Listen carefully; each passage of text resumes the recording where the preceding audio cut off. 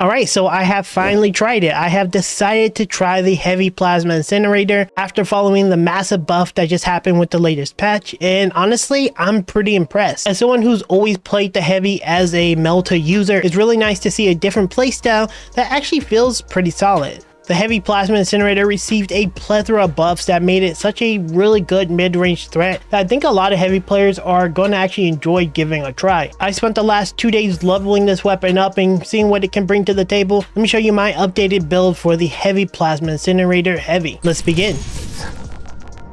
Alright, before we dive into the build, like I do in every single video, I'm going to give you guys my thoughts, some tips and tricks, and basically explain to you what happened since the latest patch so you have a better idea of how to play the weapon. So what has changed since the last patch and why is Heavy Plasma so much better? Well, first off, it has its base ammo increased by 5, making it much easier. The blast damage radius was also increased, making it easier to hit those big charge shots, which is a massive load on your DPS if you miss those, so increasing the radius was really big. Overheat per shot was drastically decreased from 50 to 30 for charge shots and 20 to 10 for those base shots, so making it significantly more efficient, especially on those big shots. And then the base damage of the weapons was slightly increased by 10%, resulting in a pretty solid overall massive buff in my opinion that made the weapon feel a lot better. With that said, the weapon style is a little bit different from what I've played in the past, and I just wanted to give a few tips. The first thing I wanted to talk about is the venting system. One thing that I didn't realize you can do with the weapon for a long time is if you press the reload key while the weapon is like actively heating, you can actually force it to cool down, and you can do this in between shots to kind of make it easier for you to maintain your heat. This one's a really big tip, so it makes it a lot better. The weapon does do some decent range AoE damage. It's basically like a ranged version of a Melta, but it struggles whenever it comes to close range when it's those heavier, stronger like Tyranid type enemies. So sometimes when you get surrounded, that's where the weapon feels the weakest. But when it comes to AoE damage, it's actually pretty decent. Ideally, you want to kind of approach from like mid-range, not necessarily close range. Ideally, so that you can get a lot of shots out, because if you become uncontested with your shots, you actually tend to do some really sizable damage. I like to think of him as like essentially a mid-range sniper to some degree, but yeah, he got some pretty big chunky AoE damage, and I think it's a really solid playstyle, so I'm really happy. Now that you guys know what the patch is and you understand exactly how to play him to some degree, let's dive into the build. Alright, before we dive into the build, just keep in mind, if you do enjoy the Warhammer content, consider leaving me a like, because that actually helps me out quite a bit getting the video out to the algorithm. So if you want to help support the channel, hit the like button, and it actually helps me out pretty big. So under our first core perk, we're going to be picking up Restoration. Killing 10 enemies in rapid succession restore 1 armor segment. This has a 15-second cooldown. This is going to be a great way to help you sustain. There's not really too much on this roll that's good. The multi kills for the multi Melta, and auxiliary ammunition is something sometimes I want to consider, but it does require you to use your pistol, and you will find sometimes I struggle with ammo for the most part. I mean, that's the biggest bottleneck in this whole build, but it's still manageable for the most part, but it can be slightly annoying. So you could consider using this if you're happy to swap to your pistol, but I'm using Restoration. Next, we're going to be picking up Thermal Boost. When a ranged weapon is over 50% overheated, range damage is increased by 15%. This one's pretty self-explanatory. Once your weapon hit 50% heat, you just keep shooting her and get 15% extra damage. On your big blast, you'll notice significant like damage increase. It's pretty okay. Alternatively, you can pick up Fortitude because it does give you a bit of HP, and that's actually pretty helpful too. This one's pretty competitive, but I would go between these two.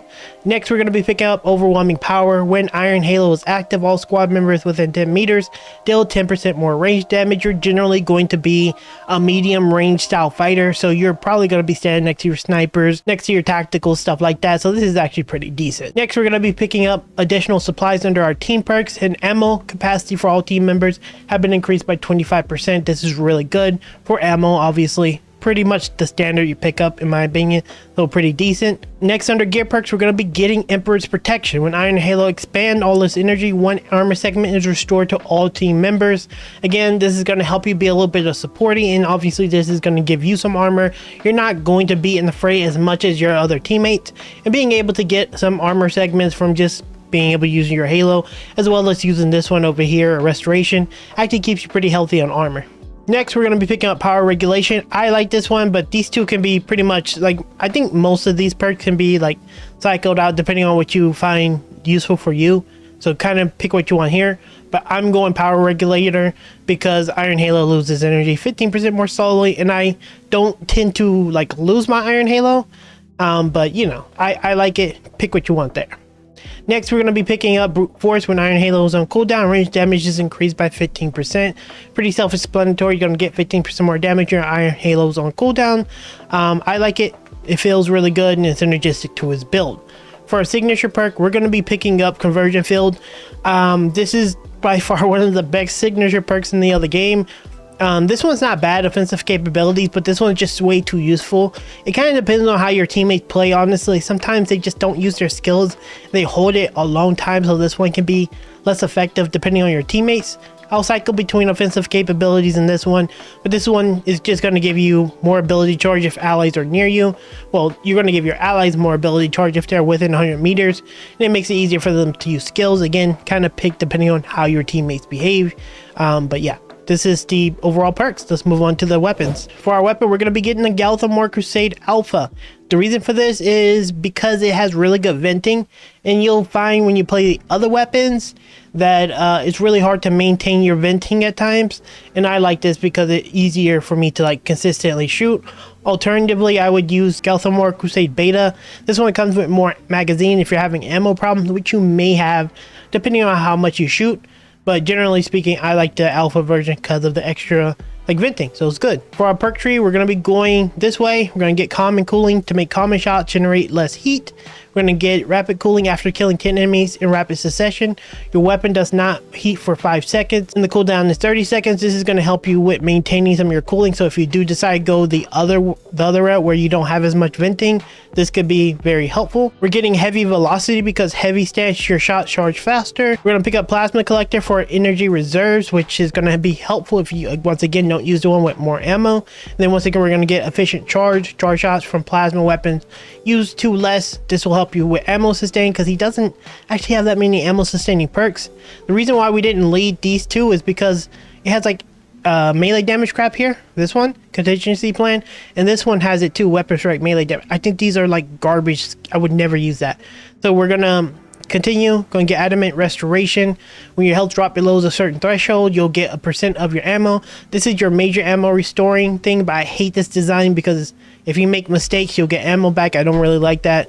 I like the ones that reward you for killing rather than reward you for getting hit. I don't like that. Anyway, we're going to get heavy fire.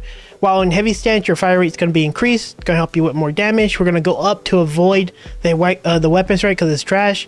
We're going to get supercharged shot for more damage from a charged shot. And then we're going to get another supercharged shot for more damage for another charged shot by 10%. And then finally, we're going to finish with retaliation. After a perfectly timed dodge, you deal 25% more damage because you're typically going to dodge and evade and parry. So that's your major defense. So this is really, really solid. For our pistol, we're going to be using the Aphelion Liberation. You can kind of go whatever you want here, in my opinion. Doesn't matter too much because you're primarily relying on your primary. For our perk tree, we're going pretty much everything at the top once again. This is going to help us with cooling, more cooling reduction. This is exactly like the other one, basically. More blast radius. This is going to give us more blast radius once again. This is going to make you charge faster. This is going to make the charge faster, so it'll reach the enemy faster. Basically velocity, not like charge speed, but velocity. Then you're going to get perfect radius after a perfect time dodge. The damage radius of a charge shot is increased by 10%, so more radius. And then finally going to end it with charge cooling. Charge generate 10% less heat, just to round it all out. And that's pretty much it for the weapons. And there you have it, guys. That is my heavy build. As I've said in the intro, man, this weapon is actually pretty decent. It's not my favorite compared to something like the Melta, but it is a very solid option. The buffs really made it like be more effective. I would like to see a little bit more like ammo sustain on the weapon perks, but outside of that, it's a really solid weapon.